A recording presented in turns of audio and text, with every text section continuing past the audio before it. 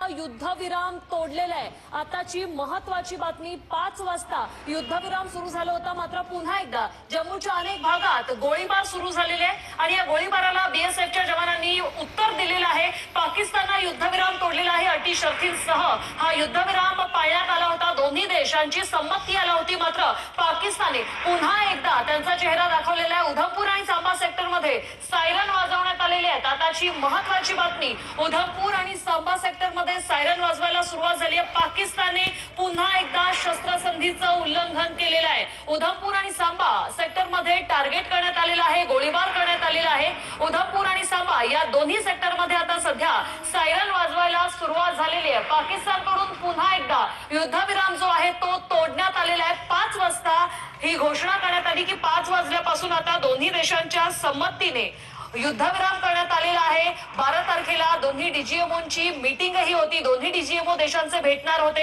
आणि त्यानंतर अटी शर्तींसह या युद्धविरामाला संमती मिळाली होती, मात्र पाकिस्तानकडून हा युद्धविराम जो आहे तो तोडला गेलेला आहे। हे युद्धविराम देण्यात आलेला आहे। भारत पाकिस्तान मध्ये आता शांती असणार आहे अशा चर्चा सुरू असतानाच अगदी 4 तासात पाकिस्तानकडून नौशेरा उधमपूर मध्ये देखील गोळीबार करण्यात आलाय। जम्मूत ड्रोन दिसल्याची ही माहिती आहे। पाकिस्तानला आता भारतीय सैन्याकडून पुन्हा एकदा जोरदार प्रत्युत्तर दिलं गेलेलं आहे। पाकिस्तानने युद्धविराम तोडला आणि जम्मूमध्ये ड्रोन देखील दिसल्याची माहिती मिळते। बलूच लिबरेशन आर्मीचा पाकिस्तान सैन्यावर भीषण हल्ला, एक महत्त्वाची बातमी सध्या समोर येते ती पाहूया।